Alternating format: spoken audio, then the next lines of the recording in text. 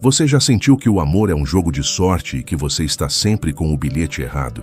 Já saiu de mais um encontro, olhou para a tela do aplicativo de namoro com seus rostos infinitos e se perguntou, com um cansaço na alma, onde estão as pessoas de verdade? Já se esforçou para ser a pessoa perfeita, engraçado, inteligente, bem-sucedido, em forma, apenas para descobrir que a pessoa do outro lado também estava atuando em uma peça e ambos estavam aplaudindo personagens, não pessoas? E por que, depois de tanta procura, de tanto esforço, a sensação de vazio parece continuar a mesma, ou até pior? O amor não é um sentimento, é uma prática. Erich Fromm. Essa frase do psicanalista e filósofo alemão é, talvez, a dinamite que implode tudo o que nos ensinaram sobre o amor. Ela sugere que o amor não é algo que se encontra por acaso, como um tesouro perdido em uma ilha deserta. É uma arte que se aprende, uma habilidade que se desenvolve, uma disciplina que se cultiva. Vivemos tratando o amor como um objeto, um prêmio a ser conquistado no final de uma competição feroz. Acreditamos que, se tivermos o emprego certo, o corpo certo, o perfil certo na rede social, magicamente atrairemos o par perfeito. Transformamos a nós mesmos em produtos em uma prateleira, com uma embalagem brilhante, esperando que um consumidor nos escolha. E nos tornamos consumidores exigentes, com uma lista de pré-requisitos para o produto que queremos adquirir. Todos nós, em algum momento, entramos nesse mercado dos afetos. Mas e se o amor não estiver à venda? E se a sua alma não for uma mercadoria? E se a conexão real for repelida por essa mentalidade de shopping center? É justamente quando você para de tentar se vender e para de tentar comprar que algo surpreendente acontece. O amor começa a se manifestar, de uma forma que você não esperava. É estranho, eu sei, mas pense em todas as vezes em que você caçou o amor. Aqueles encontros que pareciam mais uma entrevista de emprego, aquela sua performance de pessoa perfeita que te deixou exausto, aquela ansiedade para receber a mensagem de volta que transformou a paquera em tortura, aquela necessidade de validar cada passo, de saber se estamos indo a algum lugar. O resultado? Desconexão, frustração, jogos mentais e a sensação de que você está fazendo tudo errado. E agora pense nos momentos em que o amor surgiu sem que você estivesse procurando. A amizade que de repente virou algo mais, em uma tarde chuvosa. A pessoa que você conheceu na fila do pão, quando estava de moletom e com a cabeça em outro lugar. As conexões que nasceram da autenticidade, não da performance. Elas não pareceram mais reais, mais fáceis, mais leves? Erich Fromm, em seu livro A Arte de Amar, fez um diagnóstico brutal da nossa sociedade. Ele disse que o problema do homem moderno não é que ele não valorize o amor. Pelo contrário, todos estão famintos por ele. O problema é que focamos toda a nossa energia em sermos amáveis, em vez de em aprendermos a amar. Focamos em como receber, em como nos tornar um objeto de desejo, não em como gerar, em como nos tornar uma fonte de amor. Ele não pregava o descuido, pregava o cultivo. Ele não dizia, não queira ser amado. Ele dizia, a única forma de ser verdadeiramente amado é se tornando uma fonte de amor. É aí que começa a nossa jornada, entre o mercado dos afetos e a arte de amar. Entre a busca desesperada pelo outro e o encontro profundo consigo mesmo. Entre ser um objeto a ser escolhido e ser um artista do amor. Se você está cansado de procurar, de se decepcionar, de sentir que falta uma peça na sua vida, talvez este vídeo te mostre que você não estava procurando pela coisa errada. Você estava procurando da forma errada. Agora respira fundo. O amor não é um destino, é uma forma de caminhar. Você já reparou que os aplicativos de namoro se parecem assustadoramente com um catálogo de compras online? Você desliza por rostos como quem folheia produtos. Foto, descrição, especificações. Gosta de viajar? Cheque. Tem um bom emprego? Cheque. Mora perto? Cheque. Você adiciona ao carrinho, ou melhor, dá um match, e inicia uma conversa que muitas vezes parece uma triagem de recursos humanos, um checklist de compatibilidade superficial. Essa é a lógica do mercado, aplicada à alma humana. E ela é a principal arquiteta da nossa frustração.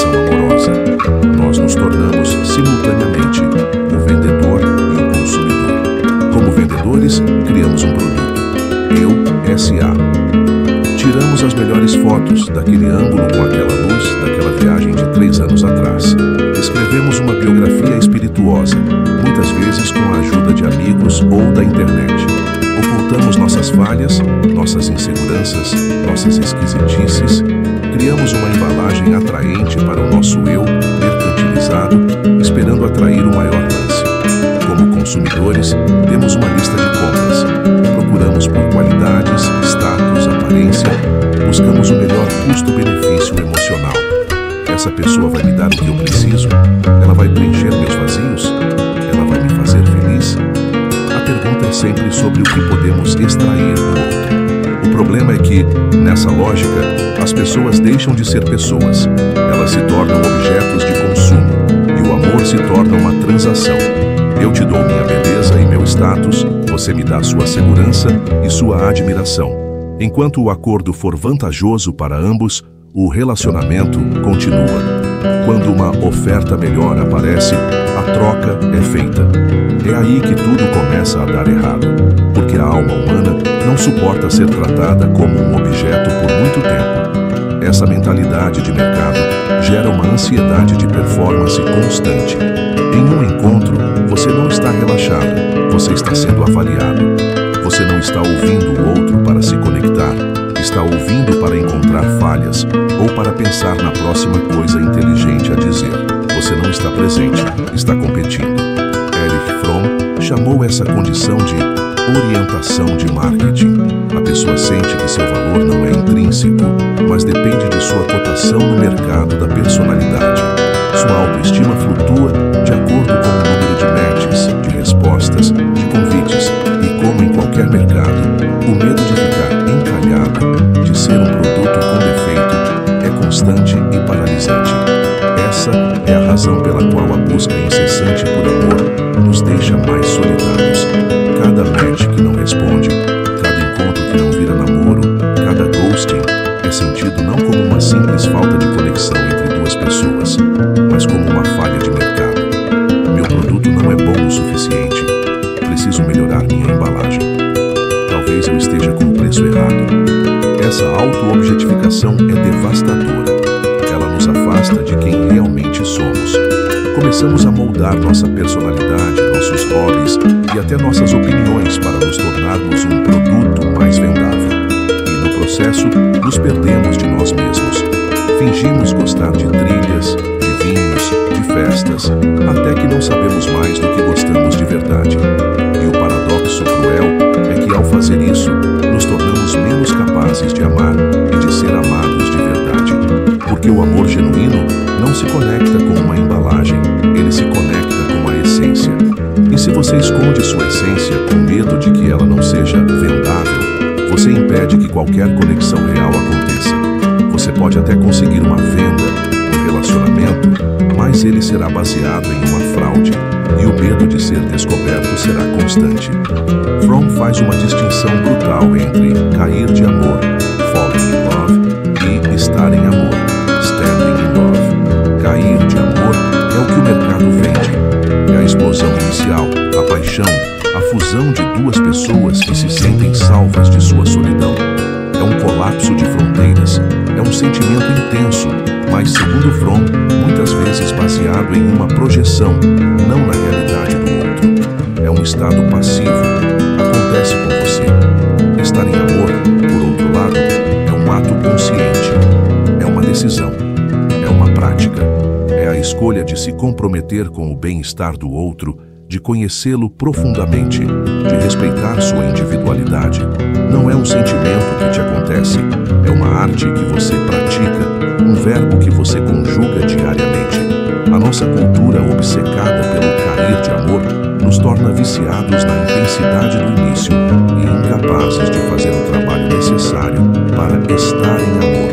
E por isso, pulamos de uma paixão para outra, sempre buscando a mesma dose de euforia inicial, mas sempre terminando no mesmo vazio. A saída desse mercado doentio não é desistir do amor, é mudar de paradigma, é parar de se perguntar como posso ser amado e começar a se perguntar como posso amar. É parar de procurar um objeto para preencher seu vazio e começar a se tornar um artista capaz de criar amor. E é Essa mudança de foco, essa revolução interna, é o que quebra o paradoxo, porque no momento em que você para de procurar, você começa a se tornar o que procura, e o que é gerado de dentro, inevitavelmente, atrai o que é compatível do lado de fora. Existe um clichê que se tornou um mantra da nossa geração. Você precisa se amar primeiro para que alguém possa te amar. A frase é bonita, bem intencionada e está em toda parte. E em sua essência, ela contém uma verdade. Mas ela se tornou tão banalizada que perdeu seu poder. Foi transformada em uma desculpa para o individualismo ou em uma lista de tarefas de autocuidado. Banhos de espuma, afirmações positivas no espelho, uma taça de vinho no fim do dia, se dar um presente. Isso não é amor próprio, isso é, na melhor das hipóteses, autoindulgência. É tratar a si mesmo como um consumidor, comprando pequenos prazeres para aliviar um mal-estar mais profundo. O verdadeiro amor próprio, na perspectiva de Erich Fromm, não é um sentimento passivo de gostar de si mesmo. É uma prática ativa. É a aplicação da arte de amar a si mesmo. É um trabalho, não um espadeio. Fromm diria que o amor é uma capacidade que precisa ser desenvolvida. E como qualquer arte, seja a pintura, a música ou a medicina, ela exige disciplina, concentração, paciência e uma preocupação genuína em dominar a técnica. Você não se torna um grande pianista apenas gostando de piano ou comprando um piano caro. Você pratica todos os dias, mesmo quando não está com vontade. Você estuda a teoria. Você aprende as escalas com dedicação. Você erra, se frustra e continua. Você dedica horas ao desenvolvimento da sua habilidade. Por que como o amor seria diferente? Por que acreditamos que a habilidade mais importante e complexa da vida humana deveria nascer espontaneamente, sem nenhum esforço ou aprendizado? O verdadeiro amor próprio é o treinamento rigoroso para se tornar um artista do amor. E você é sua primeira tela, sua primeira melodia. Primeira, disciplina. Não a disciplina militar de se punir, mas a disciplina de estar presente para si mesmo. De cumprir as promessas que você se faz. Vou dormir mais cedo, vou ler aquele livro. De não se abandonar em troca da aprovação dos outros. De praticar a solitude para se ouvir, de enfrentar seus medos em vez de adiá-los. 2. Concentração. A habilidade de estar verdadeiramente consigo mesmo, sem as mil distrações do mundo. De ouvir seus próprios pensamentos sem julgamento. De entender suas próprias emoções, em vez de anestesiá-las com séries ou redes sociais. Em um mundo que nos treina para a distração, a concentração em si mesmo é um ato revolucionário. Paciência. A capacidade de respeitar seu próprio tempo, seus próprios processos de cura e crescimento. De não se apressar para ficar bem logo após uma decepção. De entender que assim como um jardim, sua alma tem suas próprias estações e a paciência é a água que permite que as sementes brotem no tempo certo. Quarta, fé. Não no sentido religioso, mas uma fé racional na sua própria capacidade de crescer, de se curar, de se tornar uma fonte de amor.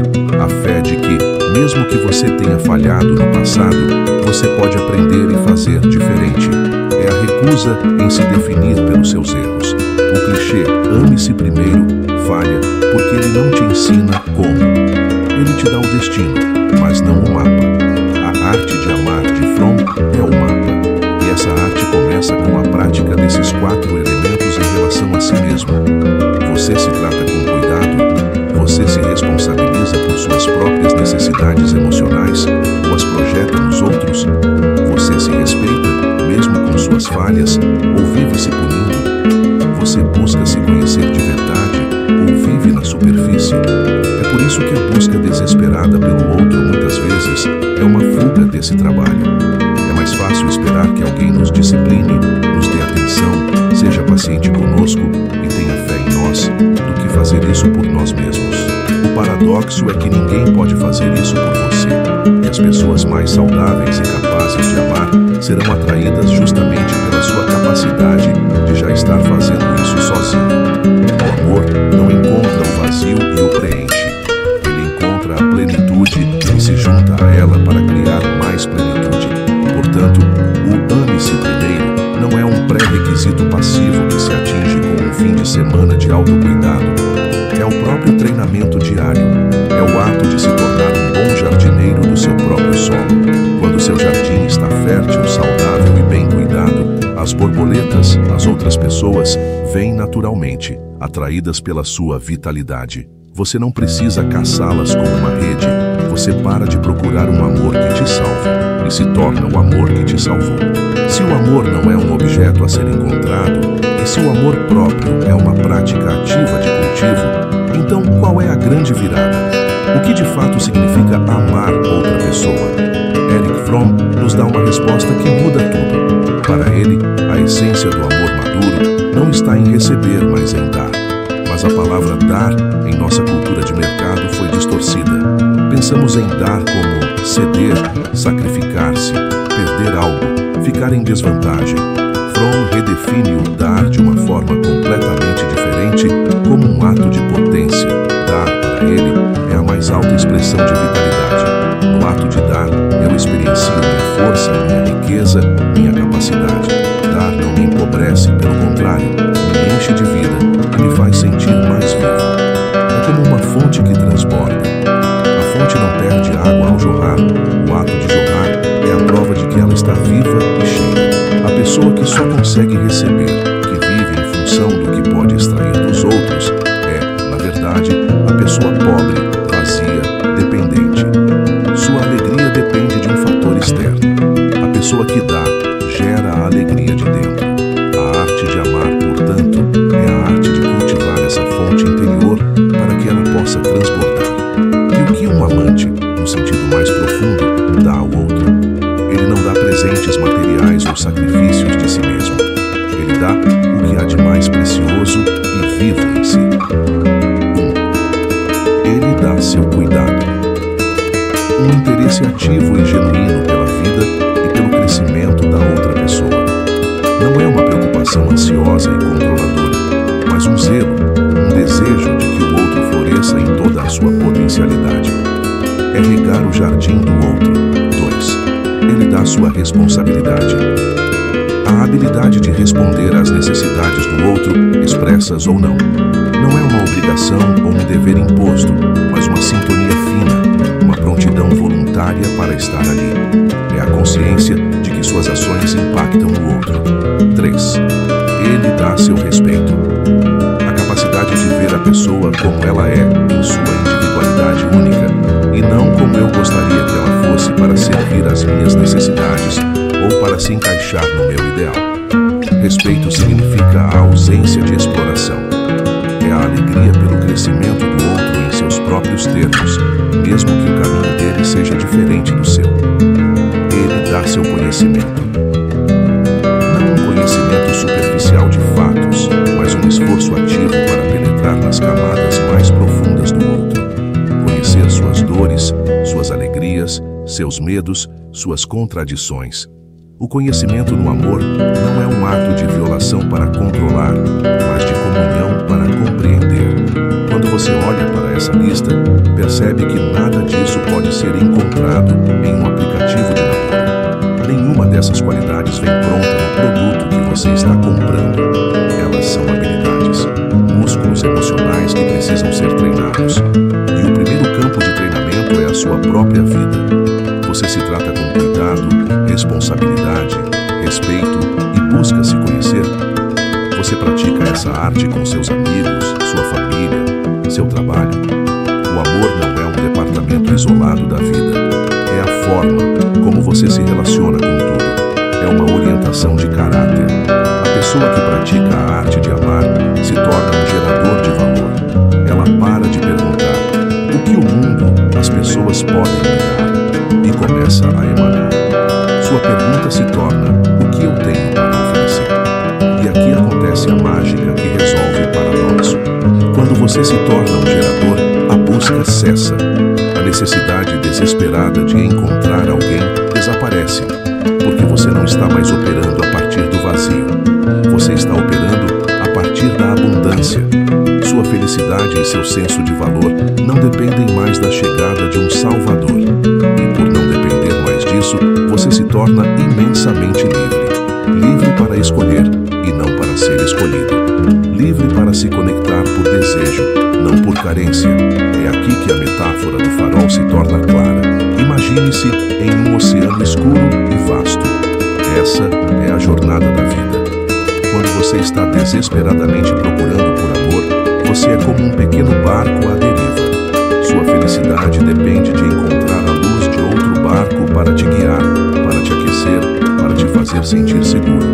O barco à deriva está em um estado de ansiedade constante. Ele persegue qualquer luz que aparece no horizonte.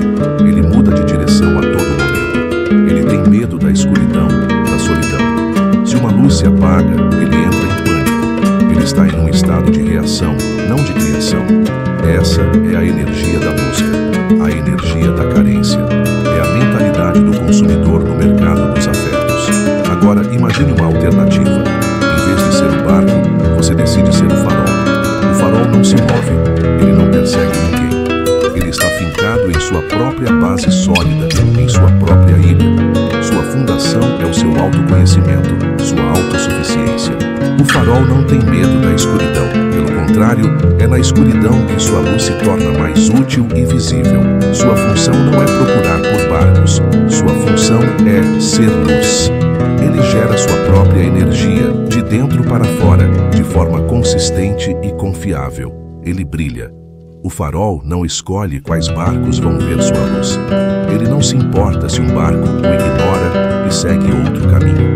Ele não se sente rejeitado. Ele simplesmente cumpre sua natureza, brilhar. E o que acontece? Os barcos que estão navegando na mesma direção, que buscam um porto seguro, que são atraídos por aquele tipo de luz, naturalmente se guiam por ele. Eles são atraídos pela sua estabilidade, pela sua consistência, pela sua autenticidade. O farol não encontra amor, ele o atrai, sendo uma fonte dele. A arte de amar é o processo de deixar de ser um barco à deriva para se tornar um farol. É parar de procurar validação externa e começar a gerar valor interno. É parar de se preocupar em ser interessante e focar em ser interessado. É parar de buscar a felicidade em outra pessoa e se tornar uma fonte de felicidade. É por isso que, quanto mais você procura, menos você acha. Porque a energia da busca é a energia do barco à deriva, a energia da necessidade. E a necessidade, paradoxalmente, não é atraente para conexões saudáveis e maduras. Quando você foca em se tornar um farol, a busca se torna irrelevante. Você não precisa mais procurar. Você só precisa ser e brilhar. A solidão se transforma em solitude. O vazio se transforma em espaço para o cultivo. A ansiedade se transforma em paz. E o amor, quando ele chega, não é o encontro de dois barcos perdidos se agarrando um ao outro para não afundar. É o encontro de um barco que navega com confiança, com a luz de um farol que o guia para um porto seguro. Ambos inteiros, ambos livres. No fim das contas, o paradoxo do amor se resolve de uma forma simples e, ao mesmo tempo, profundamente desafiadora. Você encontra o amor de verdade no exato momento em que para de procurá-lo. Não por um truque do destino, mas porque o ato de parar de procurar significa que você começou o trabalho mais importante, o de cultivar seu próprio jardim, o de construir seu próprio farol, o de se tornar a pessoa com quem você mesmo adoraria se relacionar. O amor não é a peça que falta no seu quebra-cabeça. O amor é o que acontece quando você, sozinho, consegue completar a sua própria imagem e, então, decide juntá-la com a imagem completa de outra pessoa para criar um quadro ainda maior e mais bonito. A busca termina quando a arte começa. A arte de cuidar, de respeitar, de conhecer, de se responsabilizar. A arte de dar, a arte de amar. E talvez a maior história de amor não seja sobre encontrar sua outra metade, mas sobre se tornar inteiro e, a partir dessa inteireza, compartilhar a vida com alguém que também descobriu como ser seu próprio farol. Eu confesso, por anos eu fui um barco à deriva. Eu passei a maior parte da minha juventude e início da vida adulta acreditando que me faltava uma peça, que a felicidade real só chegaria quando eu encontrasse a pessoa certa. Cada encontro era uma esperança e cada despedida uma confirmação da minha própria falha. A maior virada da minha vida não foi encontrar alguém, foi foi ler Erich Fromm e entender que o problema não era o mundo, era a minha abordagem. Foi perceber que eu nunca estive quebrado, apenas despreparado. Eu estava tentando tocar um dueto sem nunca ter aprendido a tocar meu próprio instrumento. Este roteiro nasceu dessa jornada, da descoberta de que o amor é uma habilidade que pode e deve ser aprendida. E eu te agradeço por me acompanhar nesta reflexão tão íntima e muitas vezes dolorosa, por se permitir questionar o que a cultura nos ensina sobre o amor. Agora, se você quer um guia prático para aprender a tocar seu próprio instrumento e a se tornar um artista do amor, eu criei um manual, um guia que traduz as ideias de A Arte de Amar para os desafios dos relacionamentos modernos. É uma ferramenta para quem quer sair do mercado dos afetos e entrar na prática do amor maduro. Não é uma lista de dicas de paquera, é um treinamento para a sua capacidade de amar e de se conectar de forma genuína. Se você está pronto para parar de procurar e começar a cultivar, o convite está feito. Clique no comentário fixado e acesse o Manual do Amor Maduro. Não leia porque está sozinho. Leia porque você quer se tornar inteiro. Se este vídeo te deu uma nova perspectiva sobre seus relacionamentos, deixe um comentário. Me conta, qual foi a maior lição que um relacionamento, ou a falta de um, já te ensinou sobre você mesmo? E se você ainda não se inscreveu, saiba que este é um espaço para desconstruir ideias e reconstruir a nós mesmos. Clica ali. Ajuda essa mensagem a chegar em mais pessoas que estão perdidas no oceano dos afetos. Ah, e os 2 vídeos que estão aparecendo na tela, um deles te ensina a arte de ser feliz sozinho, o primeiro passo para tudo isso. O outro te mostra como parar o ciclo de pensamento excessivo que tanto sabota nossas relações. A escolha, como sempre, é sua. Nos vemos na próxima arte.